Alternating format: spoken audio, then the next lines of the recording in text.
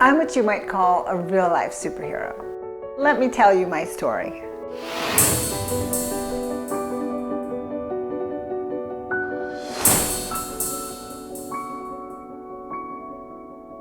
So I heard that some of the heroes get together once a month and they build their own weapons and body armor and gear. And it's kind of cool how they have this creative do-it-yourself mentality. I love that. But you have to wonder whether or not it's a good idea to be running around with pepper spray and tasers. If you're looking for trouble, trouble's gonna find you.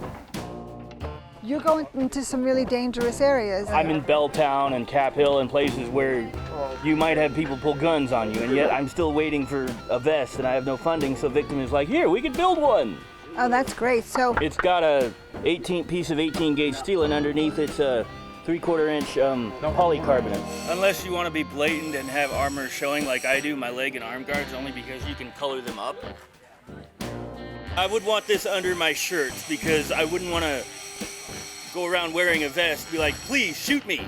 They were testing this equipment that they were creating on their own on each other with things like bats. I see the potential of somebody's rib cage is getting crushed here. Miss Black hitting Midnight Jack. Oh! Ow! Young guys, calm down. The power of the gauntlets. That sucks. It's supposed to fit tighter. This is a little big on me, but you can see where it's positioned right over the neck. It protects the trachea. And then the back.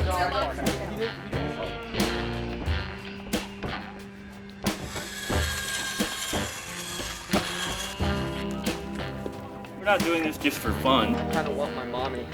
I definitely need an adult. Hey! You know, when you're young, you feel invincible and, you know, you do crazy things. So I'm going to Portland to meet a superhero named Danger Man. And he's supposed to be teaching me parkour. So I have like a day of parkour training ahead of me, which I'm really excited about. Yeah, I'm excited, I'm a little nervous. And then he's supposed to be climbing this bridge, which kind of freaks me out a little bit. Okay, so here's the link he sent me. The St. John's Bridge has never been scaled, but what may seem impossible Holy cow, that's the bridge is only he's waiting gonna climb? for someone to take that first step. This summer, that bridge is mine.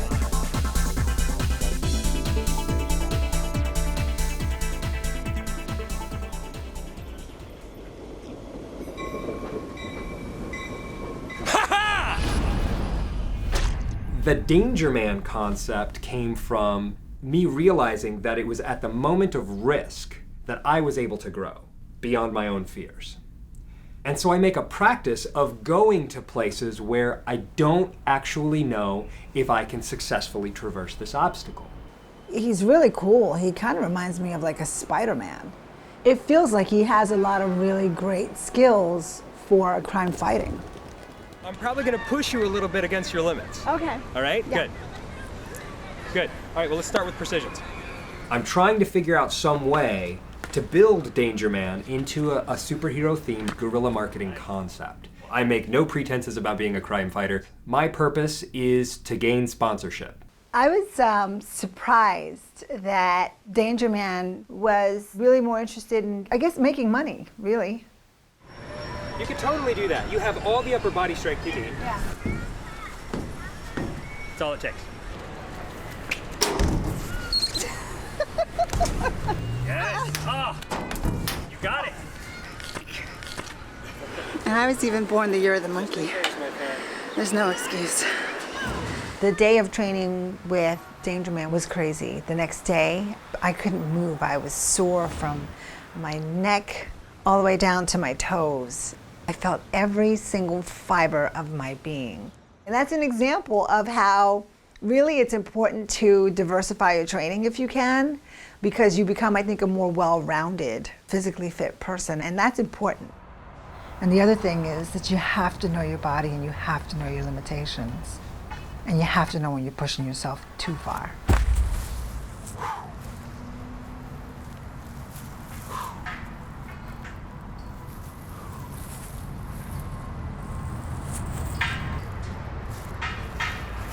I knew I wasn't ready. I jumped anyway. Even though I knew I wasn't ready. When he made that last jump and he hurt himself, I felt awful. And then part of me felt relieved because I was afraid for him doing that climb the next day.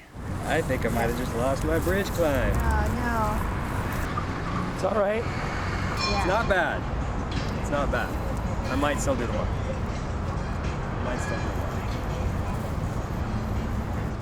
Thanks. This has been epic.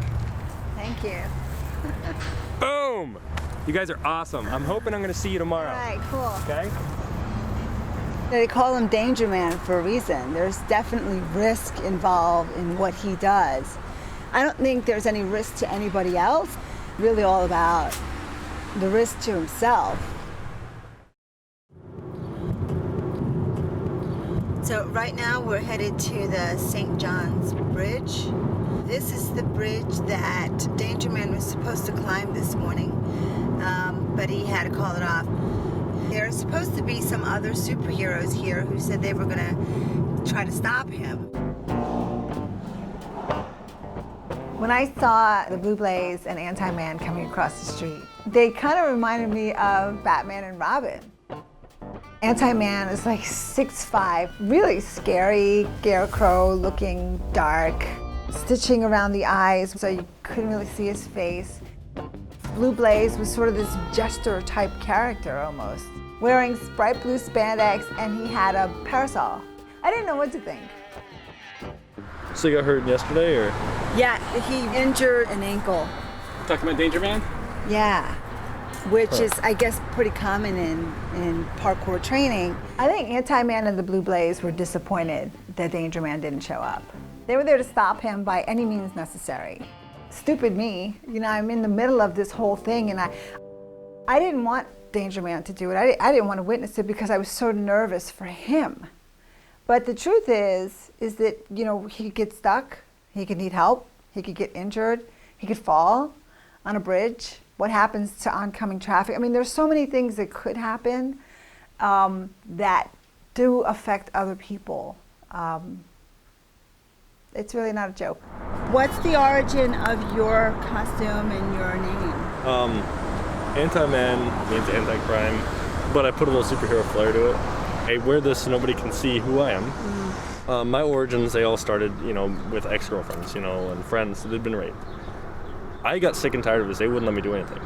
And then one of my ex-girlfriends ended up being gang raped. When I got involved, she dumped me. You know, I had seen these guys later on, and they'd done the same thing again.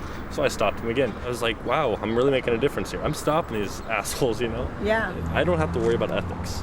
It's just all just fear. I just have to instill fear. That's all I do. You know, cops and stuff, they do great work, but they have a code of ethics they gotta abide by. I don't have to abide by any ethics. One of the things we didn't get, though, is your name. I'm the Blue Blaze. Or at least I will be for a little bit longer. This is supposed to be my final night as the Blue Blaze. Anti-Man's going to take me out on one last patrol. So you're coming out on a patrol tonight? Yes, I am. No, we're not. Oh. No, we're not. No, Blue's not attending tonight. No, Blue's not attending tonight. No, I got some things he's got to go do. Got confused. We'll talk about it later. Long story. Okay. Did something change? I'll take the... yeah, we'll talk about it later. Talked. All right.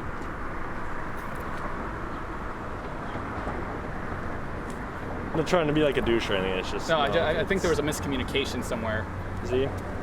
You? Gotcha. Yeah. All right, Well, right. I thought that... It's no go. Well, I understood that. Yeah. I just... That's why. All right, I didn't know what was happening. I wasn't given a full plan. I got some things for you to do. All right, I did want to see Scott Pilgrim. Yeah.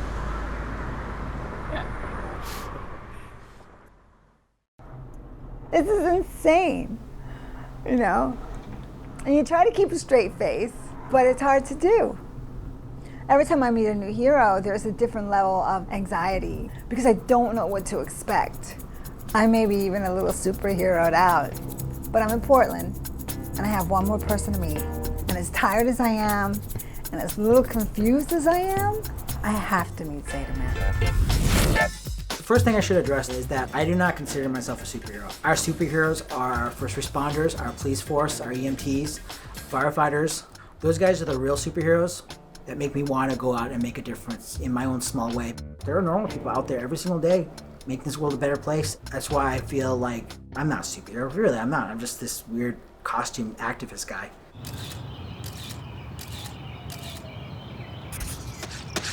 Zeta Man is a guy who works really hard. He doesn't have a lot of money. He lives in a small apartment, takes the bus, doesn't have a car. And yet, if he's got an extra $20, he uses that money to go down to the dollar store and picks up supplies for the homeless. I started doing this because I actually like to do charity work and things like that. When I was growing up, my mom would take us to help out at clothing banks and do charity work outside of that, and I really missed that. So part of it was because of that. The other part of it too, you know, that I get to, I don't know, express myself. I have my own unique logo, my own unique symbol, my own unique everything. You know, it's all me. I don't represent anybody else but myself. My dad is in the Army. He served his country. Outside of me and my family, who will ever remember what he's ever done? Who's going to remember his works? Who's going to remember that he was ever alive? And it made me sad to think that I'm going to die and no one would have ever known I lived. You know, I get asked what is the most heroic thing done in my life and what is the best thing I'm proud of. I don't know how to answer that because I always feel like I should have done more. Yeah, I remember from a big article in the Weekly. They were showing some people in different cities that kind of do a similar thing. They walk around and do kind of a homeless outreach, but they kind of do the superhero kind of thing. I think it's just awesome, and I think what it does is it draws a lot of attention to the plight of the homeless. I think that Portland, the people want to throw it down a blind eye because it might affect tourism or it might affect this or that. But hey, we're not going away. We're not going away. A lot of people are one court payment away and one house payment away from being right here asking where our food line's at. The whole journey so far has been pretty trippy. It's remarkable. I found myself in positions that I'd never been in before, and so you start thinking about things that you don't normally think about because you're not exposed to them or you're not confronted with them. And what I mean by that is with some of the community outreach work with Zeta Man, going out and meeting with the homeless people, bringing them food and talking to them was an incredible experience. It was a little intimidating.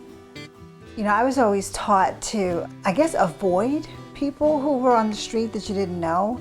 There was a part of that whole thing that I felt ashamed about. I didn't really know how to act or how to talk to the people that I was meeting. And one of the things that he pointed out was that these people who have been dealt some really tough circumstances, one of the things that hurts the most is that they feel invisible. A lot of the people we help on the streets aren't completely capable of filling out an application for, food stamps or some practical solution to their problems.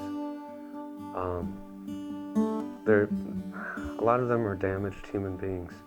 People call us heroes sometimes, and I don't really like that because I just think we're doing what should be done. To me, a hero is somebody that gives everything for the cause.